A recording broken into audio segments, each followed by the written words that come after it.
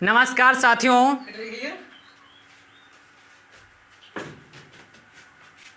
नमस्कार साथियों। तो हम सभी लोग आज के इस लेक्चर में रेडॉक्स अपक्रिया को देखने वाले हैं कि रेडॉक्स अपक्रिया में क्या होता है, ये अपक्रिया कैसे संपन्न होती है, और उसके साथ साथ हम जो इस चैप्टर की लास्ट टॉपिक है संक्षारण, और इसके बाद में एक टॉपिक है विकृत ग्रंथिता। तो इन तीन टॉपिकों को आज हम कवर करेंगे, और तीनों टॉपिकों को कवर करने के पश्चात क्या करेंगे, आज इस चैप्टर को समाप्त कर देंगे। आज इस चैप्टर का लास्ट लेक्चर है, फिर नेक्स्ट डे से नेक्स्ट लेक्चर स्टार्ट किया जाएगा।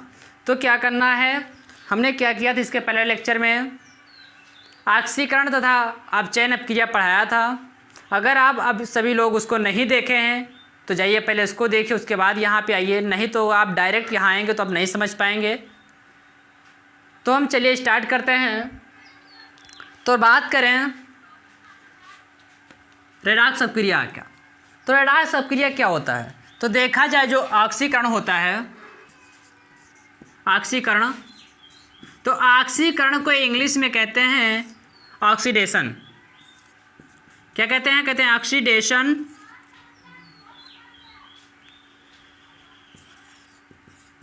ऑक्सीडेशन। और जो अपचयन होता है, अपचयन अपक्रिया, तो अपचयन अपक्रिया को कहते हैं रिडक्शन। क्या कहते हैं, रिडक्शन। एक बात और बता दें, जो ऑक्सीकरण होता है इसी को उपचयन अपक्रिया भी कहते हैं, यानी उपचयन को ऑक्सीकरण के नाम से भी जानते हैं।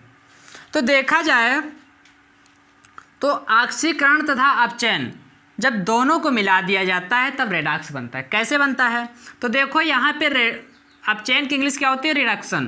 तो रिडक्शन का जो रेड है, क्या है, रेड। जो अपचयन का रेड है तो रेड ले लिया गया, और जो ऑक्सीडेशन का ऑक्स, तो ऑक्स ले लिया गया, तब जाकर के बनता रहा है रेडॉक्स। तब क्या बना, तब जाकर के बना रेडॉक्स। क्या बना, रेडॉक्स। तो इससे क्या पता चलता है, तो इससे पता ये चलता है कि अपचयन तथा उपचयन जब दोनों अपक्रियाएं एक साथ हों तो उस अपक्रिया को कहते हैं रेडॉक्स अपक्रिया। क्योंकि आपको इसकी इंग्लिश से ही आपको पता चल गया होगा कि इस अपक्रिया में क्या होना है। तो क्या पता चला, पता ये चला कि रेडॉक्स अपक्रिया जो है तो ऑक्सीडेशन और रिडक्शन दोनों अपक्रियाओं को मिलाने के बाद संपन्न होती है। अगर दोनों मिला दिया जाए यानी दोनों एक साथ अपक्रिया हो तो अपक्रिया रेडॉक्स अपक्रिया करती है। कैसे एक साथ होती है, चलिए हम दिखाते हैं। तो मान लेते हैं कि हमने एक एग्जाम्पल ले लिया, क्या ले लिया, हमने एक एग्जाम्पल ले लिया जिंक। हमने एक एग्जाम्पल लिया जिंक और ले लिया कॉपर सल्फेट।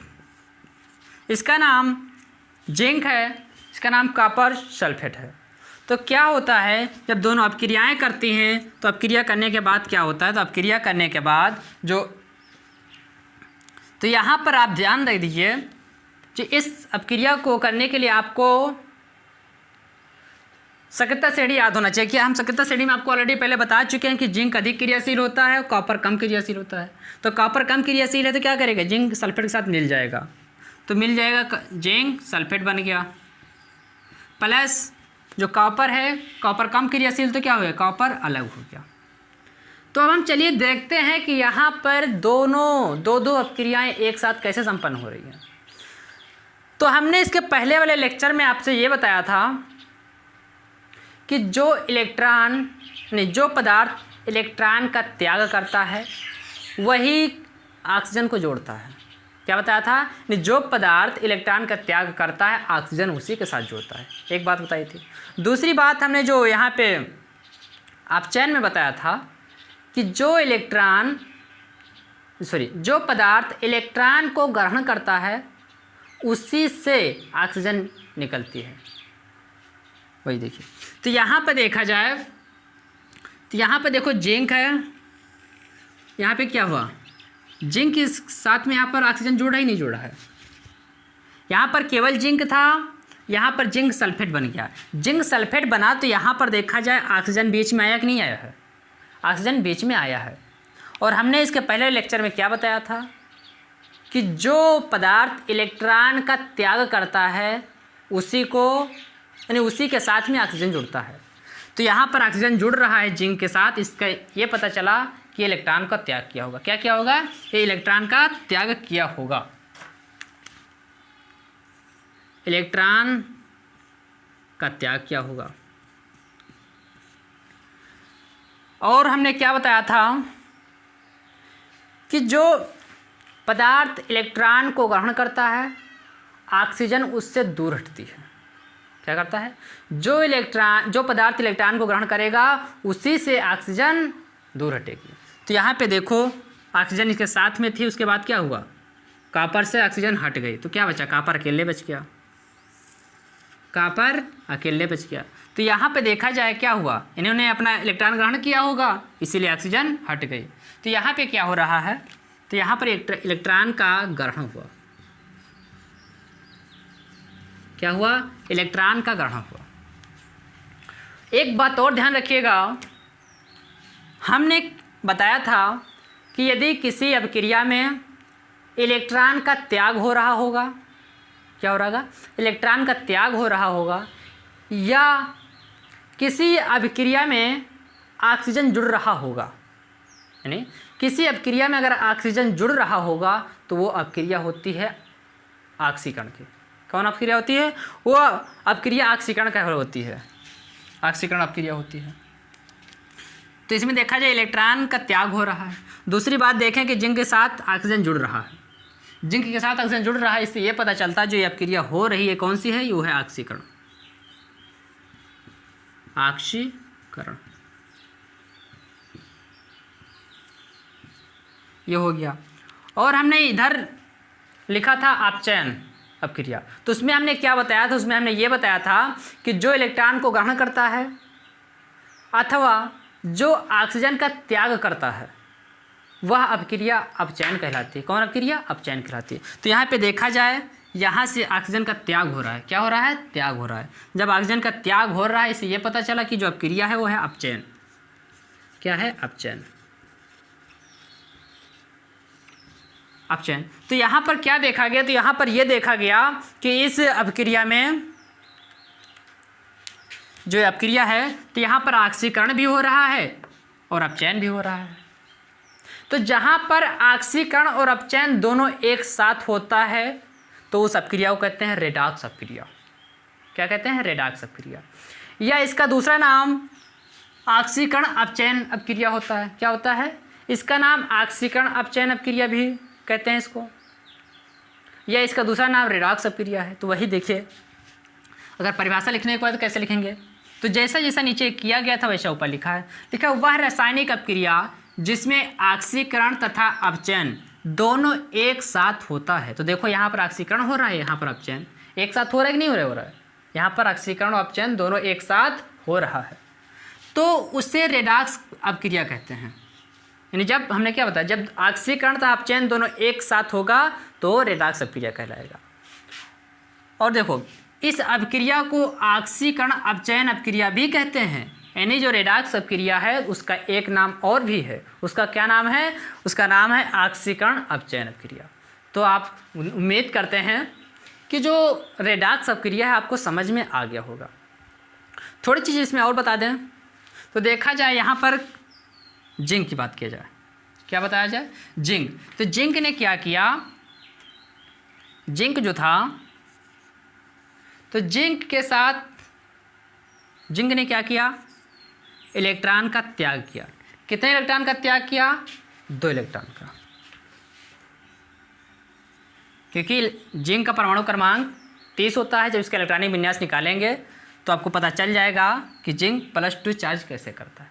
तो यहाँ पर 2 निकाल दिया, इसका मतलब क्या हो? 2 यहाँ निकाला है, यानी जिंक के पास ऐसा था। उसके बाद क्या किया? जिंक के पास +2 आया था, जब इलेक्ट्रॉन त्याग कर दिया तब +2 आया, तभी जाकर सूत्र बना दिखाते हैं। जिंक के पास +2 आया था और सल्फेट के पास -2 आया था। -2 आया था तो यहाँ का 2 नीचे लिखा गया, यहाँ का 2 नीचे लिखा गया, त्रिया गुणा किया गया, जिंक 2SO4 का होल 2। लेकिन एक बात देखा गया, यहाँ पर भी 2 था, यहाँ पर भी 2 था, यानी दोनों के पास सेम था। जब सेम होता तो नहीं लिखते हैं, तब लिखने की ज़रूरत नहीं होती है, तब जा कर के जिंक सल्फेट बना था, तो इसीलिए जिंक सल्फेट बना। यानी इससे क्या पता चला, यहाँ पर इलेक्ट्रॉन का त्याग किया है, तब जा कर के ऑक्सीजन जुड़ी है, इसलिए इस प्रोसेस को क्या कहा गया, ऑक्सीकरण। और यहाँ पे देखा जाए क्या है, यहाँ पे देखा जाए तो कॉपर जो था, तो कॉपर के पास +2 चार्ज था, यहाँ पर -2 था, यहाँ पर +2 था, दोनों ने संयोग किया था, तब क्या करके कॉपर सल्फेट बना था। और उसके बाद क्या हुआ, जब 2 इलेक्ट्रॉन इसको मिल गया, जब 2 इलेक्ट्रॉन मिल गया तो एक कॉपर बन गया, तो यहाँ पर 2 इलेक्ट्रॉन मिला था, तब जाकर के कॉपर बना था। ये बात आपको ध्यान होना चाहिए। और हमने पिछले लेक्चर में एक चीज़ और बताया था कि जो पदार्थ इलेक्ट्रॉन का त्याग करता है उसको अपचायक कहते हैं। तो इसमें इलेक्ट्रॉन का त्याग कौन कर रहा है, जिंक है। जिंक ने क्या किया, 2 इलेक्ट्रॉन त्याग किया है, तो जो त्याग किया है, तो ये जो जिंक है, जिंक क्या बन गया, देखा जाए जो जिंक है, जिंक अपचायक है। क्या है, जिंक एक अपचायक है। और हमने एक चीज़ और बताया था कि जो पदार्थ इलेक्ट्रॉन को ग्रहण करता है, जो पदार्थ इलेक्ट्रॉन को ग्रहण करता है उसको आक्सीय कारक कहते हैं। क्या कहते हैं, उसको आक्सीय कारक कहते हैं। यहाँ पर इलेक्ट्रॉन का ग्रहण कौन कर रहा है, कॉपर इलेक्ट्रॉन का ग्रहण कर रहा है, तो ये क्या कहलाएगा, तो ये कहलाएगा आक्सीय कारक, आक्सीय कारक कहलाएगा। तो उम्मीद करते हैं रेडॉक्स अपक्रिया आपको पूरी तरह से समझ में आ गया होगा। तो अब हम चलिए देखते हैं संक्षारण का, कि संक्षारण क्या होता है, संक्षारण क्या होता है। तो देखा जाए संक्षारण, तो हम अपने आसपास देखते हैं, हम लोग अपने आसपास में देखते हैं कि हमारे घरों पे ढेर सारी चीज़ें पड़ी रहती हैं। जब नया लाते हैं तो दूसरा कलर होता है, कुछ दिन बाद जब पड़ी रहते हैं तो उसका कलर बदल जाता है। तो जो उसका कलर बदल रहा है तो वही संक्षारण कहलाता है। जैसे देखो, जब धातुओं को वायुमंडल के संपर्क में रखा जाता है, हमने क्या किया, वस्तु लाया, कोई लोहे का सामान मान लो लेके आए, रख दिए, वहाँ पर वातावरण मिल रहा है इसको, वातावरण में ढेर सारी गैसें होती हैं, तो लोहे का क्या हुआ, ढेर सारी गैसों से संपर्क हुआ, और वातावरण में नमी होती है तो उस लोहे को नमी भी मिल गई। जब गैस से और नमी मिल जाती हैं तो क्या होता है, पदार्थ धीरे धीरे नष्ट होने लगता है, जिसको देहाती भाषा में कहते हैं जंग लगना। क्या कहते हैं, जंग लगना। इसमें जंग लग रहा है, जब जंग लगता है क्या होता है, धीरे धीरे वो चुनने लगता है, चुनने मतलब धीरे धीरे नष्ट होने लगता है। तो ये सब क्या, ये संक्षारण है। तो वही लिखा है, जब धातुओं को वायुमंडल के संपर्क में रखा जाता है तो वायुमंडल में उपस्थित गैसों तथा नमी की उपस्थिति में क्या हुआ, धातु ने क्या किया, गैस मिल जाती है और नमी, जब गैस और नमी के साथ क्या करती हैं, अभिक्रिया करती हैं, अभिक्रिया करती हैं, और तब क्या होता है, धीरे धीरे नष्ट होने लगती है। वही लिखा है, नमी की उपस्थिति में धातु धीरे धीरे नष्ट होने लगती हैं, तो इस प्रक्रिया को क्या कहते हैं, संक्षारण कहते हैं। जैसे आपने देखा होगा लोहे पर जंग लग रहा है, वो क्या है, संक्षारण है। या आप चांदी का देखे होंगे, जो माताएं हमें उस चांदी का आभूषण पहनती हैं, कुछ दिन के बाद क्या होता है, चांदी क्या धीरे धीरे काली होने लगती है। क्या होने लगती है, काली होने लगती है। तो वही लिखा है, चांदी पर काली परत का चढ़ना। अगर चांदी धीरे धीरे काली हो रही है तो इसका मतलब क्या है, वो संक्षारण हो रहा है। क्या हो रहा है, इसका संक्षारण हो रहा है। या आपने कापर देखा होगा, कापर देखे, कापर लाएंगे रख देंगे, कुछ दिन बाद क्या होगा, कापर पर हरी परत चढ़ जाती है। तो ये सब क्या, ये सब संक्षारण कहलाता है। जंग लगना, चांदी पर काले रंग की परत चढ़ना, कापर पर हरी परत चढ़ना, ये सब क्या, ये सब संक्षारण है। तो हमने देख लिया संक्षारण किसे कहते हैं और संक्षारण को पहचानेंगे कैसे। अब हम चलिए देखते हैं कि संक्षारण का रोकथाम कैसे करेंगे, संक्षारण को कैसे रोका जा सकता है। तो इतना आप स्क्रीनशॉट करिए, फिर हम चलते हैं इसके रोकथाम को देखते हैं। तो चलिए देखते हैं कि संक्षारण को हम कैसे बचा सकते हैं, यानी जो हमारी वस्तुएं संक्षारित हो रही हैं उनको हम कौन सा उपाय करें जिससे वो संक्षारित होने से बच सकें। तो चलिए हम देखते हैं कि जो संक्षारण को रोकने के उपाय, हमने कुछ उपाय लेकर आए हैं, उन उपायों को आज हम बताने वाले हैं, और उन उपायों को आप कर लेते हैं तो आपकी वस्तुएं संक्षारित होने से बच जाएंगी। पहला उपाय क्या है कि नमी से दूर रखिए। यानी जो लोहे का पदार्थ है, जो जंग लग रहा है या चांदी पर हरी परत काली परत चढ़ रही है, अगर ऐसी घटना देखने को मिल रही है तो आप क्या करिए, सबसे पहले उस पदार्थ को ऐसी जगह पे रखिए जहाँ पर नमी न मिले। नमी का मतलब क्या होता है? ठंडक, शीतलता, पानी। यानी उसको ऐसी जगह पे रखिए जहाँ पर नमी न रहे।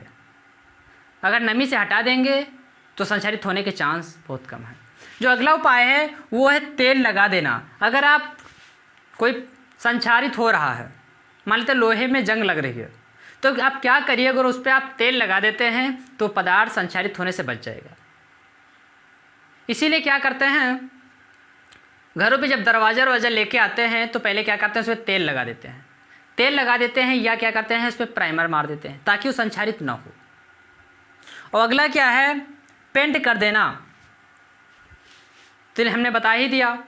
हम लोग क्या करते हैं, दरवाज़ा मान लेते हैं या खिड़की या कुछ भी लेके अगर आते हैं लोहे का सामान, तो उस पर क्या करते हैं, कुछ दिन के बाद लाते हैं, क्या करते हैं, पेंट मार देते हैं। पेंट मार देते हैं जिससे क्या होता है, संचारण नहीं हो पाता है, क्योंकि उस लोहे पर एक परत चढ़ गई। जब बाहर से जो नमी आ रही है, जो गैस आ रही है, तो उस परत से टकरा करके रह जाती हैं, क्योंकि उस लोहे तक नहीं पहुंच पाती हैं। जब उस लोहे तक नहीं पहुंच पाती हैं तो संचारण भी नहीं होता है। इस प्रकार संचारण से बच जाती है वस्तुएं। अगला एक उपाय और है कि यदि किसी दूसरी धातु की परत चढ़ा दिया जाए, यानी उस पदार्थ पर अगर किसी दूसरी धातु की परत चढ़ा दिया जाए तो भी वस्तुएं संचारित होने से बच सकती हैं। तो ये बात याद रखिएगा, हमारे दैनिक जीवन में बहुत काम आने वाली चीज़ें हैं कि अगर संचारण हो रहा है किसी वस्तु का, तो आप अपने नमी से दूर कर दीजिए, उस पर तेल लगा दीजिए या उस पर पेंट कर दीजिए या किसी अन्य धातु की परत चढ़ा दीजिए, तो संचारित होने से बच जाएंगे। तो हमने संचारण तो देख लिया। जो इस चैप्टर की जो लास्ट टॉपिक है वो है विकृत गंधिता। तो विकृत गंधिता को हम देखेंगे। अब विकृत गंधिता क्या होता है, विकृत गंधिता को पढ़ने के बाद चैप्टर को हम समाप्त करते हैं।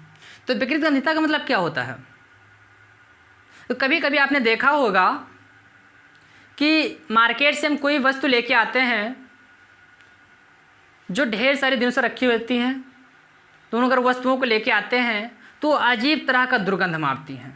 क्या कहते हैं, वो अजीब तरह का दुर्गंध मारती हैं, और जब हम उसको खाने का प्रयास करते हैं तो स्वाद बहुत बेकार लगता है। क्या होता है, स्वाद बहुत बेकार लगता है। तो ऐसा क्यों होता है, वो विकृत गंधिता के कारण होता है। किसके कारण, विकृत गंधिता के कारण। चलिए विकृत गंधिता देखो क्या है। लिखा है, जब वसा तथा तेल से बने खाद्य पदार्थ, खाद्य पदार्थ मतलब क्या, खाने वाली, यानी ऐसी चीज़ें जो तेल से बनी हो, जो वसा या तेल से बनी है, खाने वाली चीज़ें में ऑक्सीकरण की क्रिया के कारण अरुचिकर गंध या स्वाद का उत्पन्न होना विकृत गंधिता कहलाता है। तो ऐसा खाने वाली चीज़ें क्या होती, कभी कभी उसमें अजीब तरह की दुर्गंध निकलने लगती है, या अगर खाते हैं तो उसका स्वाद बहुत बेकार लगता है। तो ऐसा क्यों होता है, क्योंकि क्या होता है, वो जो पदार्थ हैं तो ऑक्सीकरण की क्रिया कर लेते हैं। क्या कर लेते हैं, जब पदार्थ ऑक्सीकरण की क्रिया कर लेता है तो उसका स्वाद बदल जाता है, उसकी गंध बदल जाती है,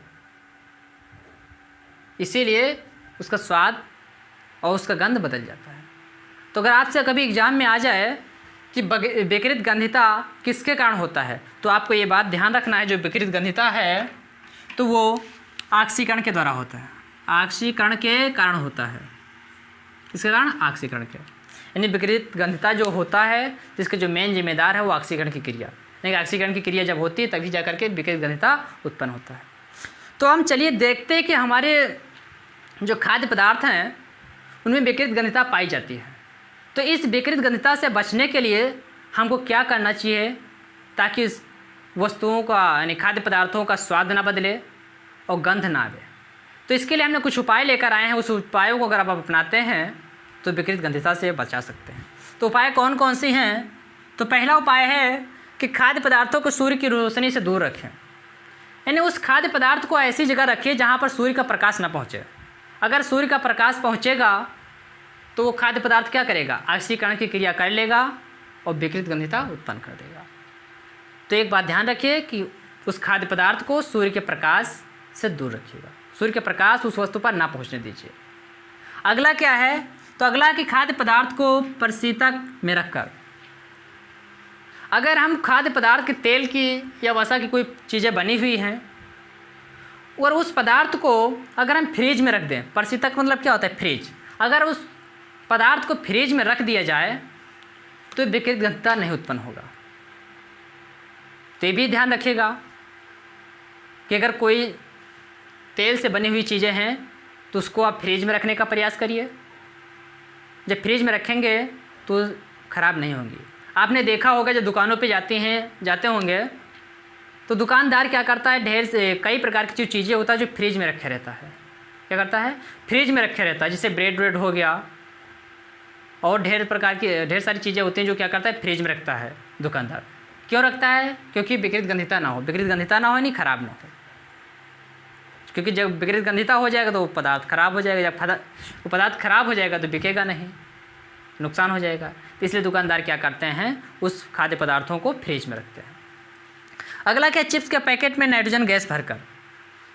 आपने देखा होगा आलू या चिप्स से जो चीज़ें, आलू से बनी हुई जो पदार्थ होते हैं जो मार्केट में दुकानों पे देखने को मिलती है, जैसे चिप्स हो गया, नमकीन हो गया, जो ऐसी जब ये सब सारी चीज़ें हैं, या आपने देखा होगा पैकेट में नमकीन तो कम रहती है लेकिन वो जो पैकेट पूरी तरह से भरी रहती है, वो पैकेट पूरी तरह से भरी रहती है।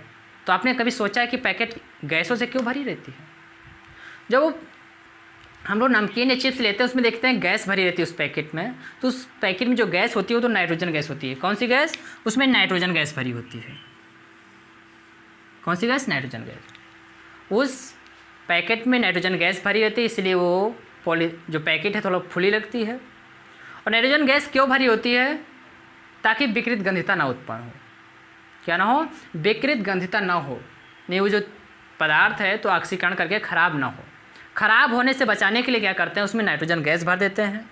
जब नाइट्रोजन गैस भर देते हैं तो वो वस्तु ख़राब नहीं होती है। आप क्या करिएगा, आप चिप्स या नमकीन की पैकेट लाइएगा, उसमें छेद करके आप नाइट्रोजन गैस निकाल दीजिए। नाइट्रोजन गैस जब निकाल देंगे उसके कुछ दिन बाद अगर आप देखेंगे तो वो आपको वस्तु ख़राब मिलेगी, वो ख़राब हो जाएगी। क्यों? ऑक्सीजन, वहाँ से नाइट्रोजन हट जाएगा तो वहाँ पर क्या होगा, ऑक्सीजन प्रवेश कर जाएगा। जब ऑक्सीजन प्रवेश कर जाएगा तो वो चीज़ ख़राब हो जाएगी। अगली वही लिखी हुई है कि खाने वाले पदार्थों को वायुरोधी बर्तन में रखना चाहिए। हमें जो पदार्थों को खाना है, यानी खाने वाली जो चीज़ें हैं, खाने वाले जो पदार्थ हैं, उन पदार्थों को ऐसी जगह रखना चाहिए जहाँ पर वायु ना पहुँच सके, यानी ऐसे बर्तन में रखना चाहिए जिसमें वायु ना पहुँच सके। अगर वायु पहुँचेगी तो पदार्थ खराब हो जाएगा। जैसे आपने देखा होगा खुली नमकीन लेने जाते होंगे, ढेर सारी चीज़ें देखा आप खुली मिलती हैं। जैसे खुली नमकीन जो पैकेट में आती है, बड़ा पैकेट 1 किलो का या आधा किलो का, उसको दुकानदार क्या करते हैं, पैकेट में रखते हैं या डिब्बे में रख देते हैं। अगर उस नमकीन का डिब्बे में ना रखिए, खुला रख दीजिएगा तो बहुत जल्दी ख़राब हो जाएंगे। तो इसलिए क्या करते हैं, नमकीनों को डिब्बे में रखते हैं या पॉलीथीन रखते हैं। पॉलीथीन को बहुत हिसाब से रखते हैं मोड़ के, तब जाके वो ख़राब नहीं होती हैं। तो हमने क्या किया, आज इस लेक्चर में विकृत गंधिता पढ़ ली, जो लास्ट टॉपिक थी इस लेसन की। और आज ये जो कक्षा 10 का जो केमिस्ट्री का पहला चैप्टर था ये समाप्त होता है। अब नेक्स्ट लेक्चर में क्या करेंगे, नेक्स्ट लेसन स्टार्ट करेंगे। तब तक अब अच्छे से तैयारी करते रहिएगा। और आप सभी लोग एक बात और ध्यान रखिएगा, जो भी पढ़ाया जाता है उसका नोट्स ज़रूर बनाइएगा। अगर आप लोग नोट्स नहीं बनाएंगे तो एग्ज़ाम टाइम पे आप रिवीजन नहीं कर पाएंगे। अगर आप नोट्स बना रहे होंगे तो आपको क्या होगा, टेस्ट के समय पे या एग्ज़ाम के समय पर रिवीजन करने में आसानी रहेगी। और मेन चीज़ होता है रिवीजन। अगर आपने पढ़ लिया लेकिन रिवीजन नहीं किया तो समझ लीजिए आपकी पढ़ाई अधूरी है, आप अच्छे नंबर नहीं ला पाएंगे। तो चलिए इसको तैयार करिएगा। तब तक